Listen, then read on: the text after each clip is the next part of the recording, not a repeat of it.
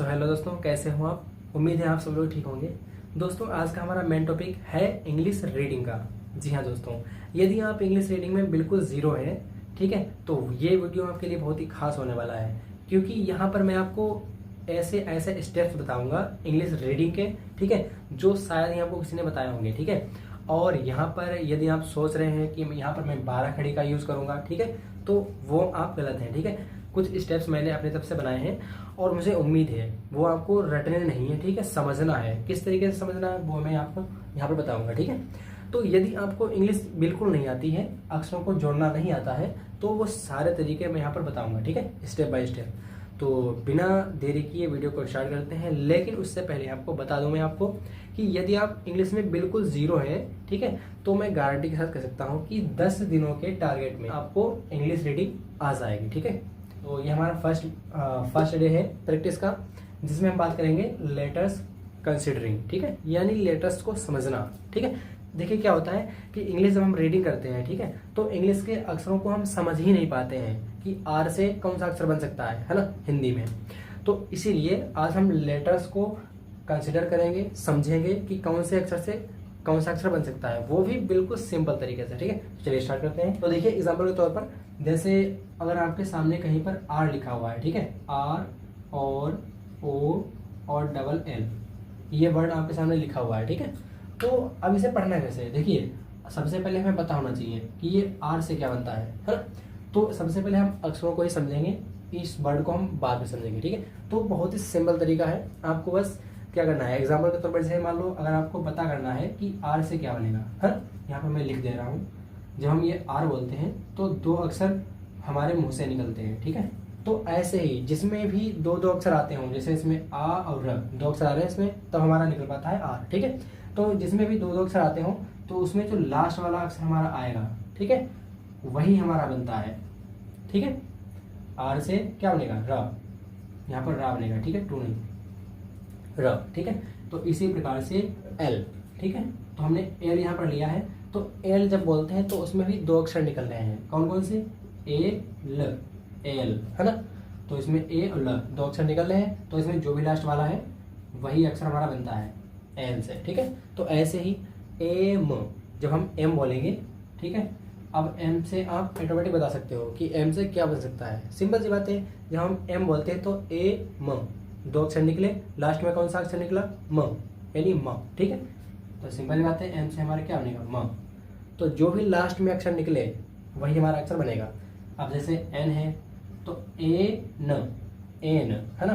तो ए न, लास्ट में हमारे क्या आया, न, तो ना ही हमारा इससे बनेगा, ठीक है। तो एन से ना। ये तो थे हमारे वो अक्षर जिसमें दो दो हमारे अक्षर आते हैं बोलने में, है ना।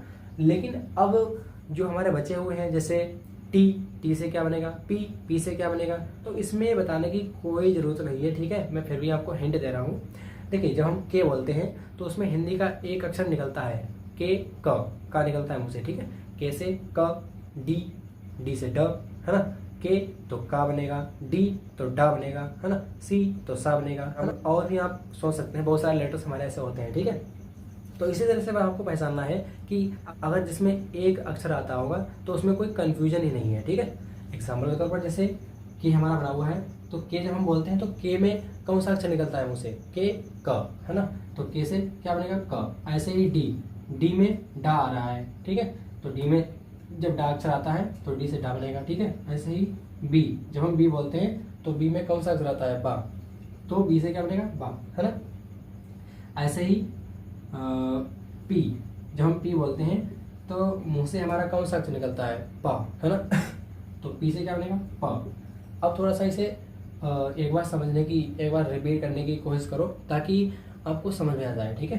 तो के है तो का बनेगा, डी है तो डा बनेगा, बी है तो बा बनेगा, तो पी है तो क्या बनेगा, पा बनेगा। सिंपल सी बात है, ठीक है। तो इस तरीके से आपको रटने की कोई ज़रूरत नहीं है, ठीक है। बस आपको थोड़ा सा ये समझना है, ठीक है। ये लिस्ट हमने इसलिए बनाई है क्योंकि यहाँ पर जो वोवेल्स हैं, वोवेल्स तो हमारे सिंपल रहेंगे, वोवेल्स से हम पहचान जाएंगे कि कौन से वोवेल से कौन सा अक्षर या कौन सी मात्रा बनेगी, ठीक है। लेकिन यहाँ पर जो हमारे डब्ल्यू, वाई और एच हैं, ठीक है, तो इन्हें थोड़ा सा हमें समझना है, ठीक है। क्योंकि डब्ल्यू और वाई और एच ये हमारे लेटर्स ऐसे हैं जो थोड़े से डिफरेंस रहते हैं, यानी जिसमें हमें जो अंदाज़ा है हमारा वो लग नहीं सकता यहाँ पर, ठीक है।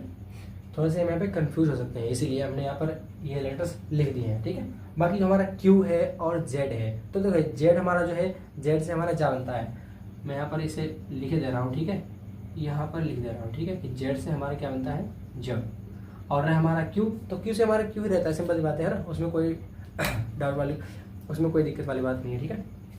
तो डब्ल्यू से हमारे क्या बनेगा, वाह, बाई से क्या बनेगा, य, ठीक है, और एस से क्या बनेगा, ह। ये आपको लेटर्स याद रखने हैं, ठीक है। आपने कई बार सुना भी होगा कि जिसमें भी लास्ट में बाई आती है ना, ठीक है, तो उसमें कहीं कहीं पर हम बाई से बड़ी ई की मात्रा बोलते हैं, जैसे एम, ए, एन और वाई।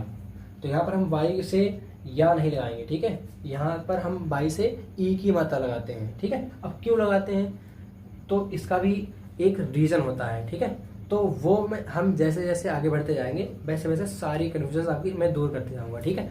और कहीं कहीं पर हम बाई को आई करके बोलते हैं, एग्जाम्पल के तौर पर जैसे एम और वाई। यहाँ पर हम ना ही बाई से बड़ी ई की मात्रा लगाएंगे और ना ही बाई से या बनाएंगे और ना ही बाई से ए की मात्रा लगाएंगे, ठीक है।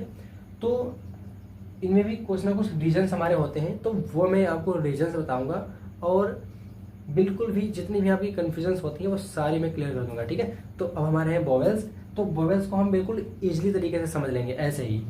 जैसे देखो, अगर हम ए बोलते हैं, ठीक है, तो ए अगर बोला हमने तो ए से ए की ही मात्रा लगेगी, ठीक है, ए से ए की मात्रा। अगर ओ बोलते हैं तो ओ की मात्रा, ई बोलते हैं तो ई की मात्रा।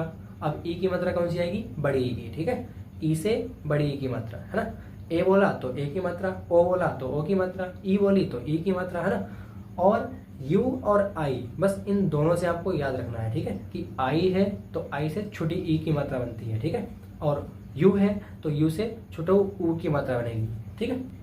अब बस आपको देखो यहाँ पर बस अभी इतना ही याद रखना है, ठीक है। नहीं तो अगर आप आगे बढ़ेंगे कि आई को हम कहीं कहीं पर आई बोलते हैं, है ना, तो अभी इसमें आपको कन्फ्यूजन नहीं होना है। अभी बस आपको इतना ही याद रखना है कि आई से छोटी ई की मात्रा बनती है, ठीक है।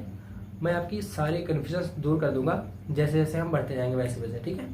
तो इसी तरीके से यहाँ पर हमारे वोवेल्स और लेटर्स की तैयारी करनी है और मुझे उम्मीद है कि मैंने यहाँ पर जो स्टेप बताए हैं वो शायद आपको पसंद आए होंगे, ठीक है। और यदि आपको पसंद आए हो तो प्लीज़ इस वीडियो को लाइक कर देना और यदि आप चैनल पर नए हैं तो प्लीज़ इसे सब्सक्राइब करना ना भूलिएगा, क्योंकि मैं हर वीडियो में कोई ना कोई नया स्टेप लाऊंगा और मुझे उम्मीद है कि उन स्टेप्स को फॉलो करके आप अपनी लाइफ में बहुत कुछ सीख सकते हैं।